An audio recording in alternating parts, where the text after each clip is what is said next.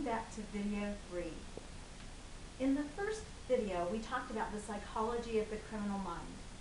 And the most important thing to remember from that is that the criminal is looking for opportunity. He's always looking for opportunity.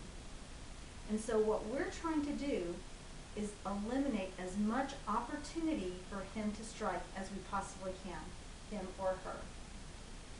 Second, we talked about how you are the variable that you have the most control over in your environment.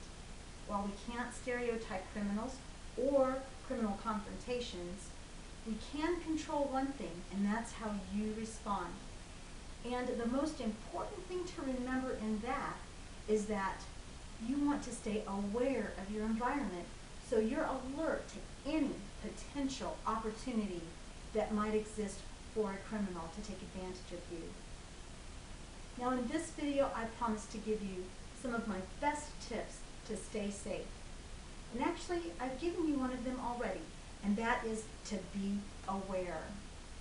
Now, in being aware, I want to encourage you to look confident, alert, have a purposeful stride when you walk. You have a plan. You're going to make a plan because you don't want to be caught unaware. Remember, ambush is one key to getting advantage over someone, and you don't want to look like a victim. So if you're looking strong and confident and positive, with your shoulders back, your head up, and with purposeful stride, as I said before, a would-be predator will think twice before choosing you. Remember, he doesn't want to be in a fight. He doesn't want to be discovered. He wants to overwhelm his victim, and he will look for someone that will be easier for him to accomplish his goal. Let's talk about your home. There's a concept in your home that I want you to think about, and that is the illusion of occupancy. You want to give the impression that you're home, because a burglar is going to wait for you to not be there, and you don't want to give them the opportunity to think you are or you're not. Put timers in your home. You can put photosensitive sensors or cells on your lights outside and even inside, so that when the light gets dim, your lights come on around your home or in your home. Bright lights around your home will also discourage criminals. Because why? Because, like you know, they don't want to be seen. And if your child is home alone, or you simply don't want them to know that somebody's not there with the child, when the child answers the phone, if they answer the phone, they can simply say that you're busy. If somebody insists on getting more information, the child can simply hang up. Again, it leaves a question in the mind of the predator. Is the child alone? Chances are you're not going to want to risk it. Now, the last thing I want to talk about is what can happen or what you can do if you are accosted by a robber. I think that most of us have that fear. What would I do if somebody wanted to take my purse or my backpack? Well, first let's talk about what's in your wallet. What do you want to do with that information? Make a photocopy of every piece of identification and every credit card, anything that has your information on it. Make a copy of it and keep it in a safe place in your home. That way, if something does happen, you have a safe place to go to get that information and to stop your credit cards, to get new IDs reissued. Never, ever, ever carry your social security number on your person. That will open the door for identity theft. Now, let's talk about keeping things on your person. Do you keep everything in the same place, everything in your wallet?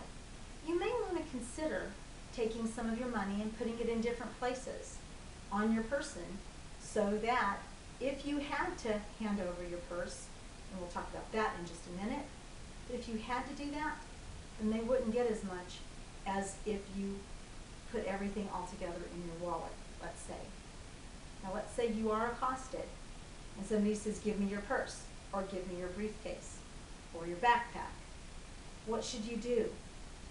Well, you have to make that decision in that moment. But I will tell you, do not hand your purse to the person. Because not only are you giving them stuff, but you're also giving them you. And we don't want that.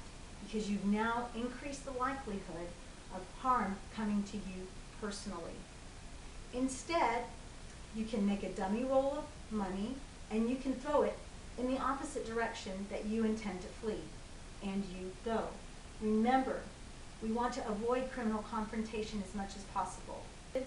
You can always open your wallet, your purse, your briefcase, your backpack, dump the contents on the floor, and run. Get out of the way. Let them sort out what they want. I hope you found this information valuable, and I've had a lot of fun sharing this with you.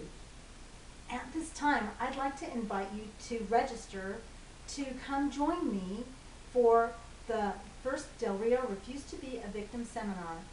It's going to be held at Esperanza Del Rio Community Church at 603 East 17th Street on June 28th from 7 p.m. to 9 p.m.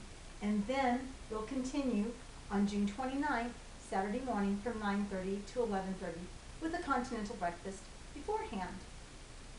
The cost is only $10.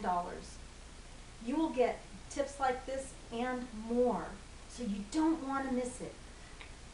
Contact me at Anna@Texas Corporate Rental and let me know that you're interested, and I'll give you information about what we need to do next. Thank you so much for joining me, and I look forward to meeting you at the next Refuse to Be a Victim seminar.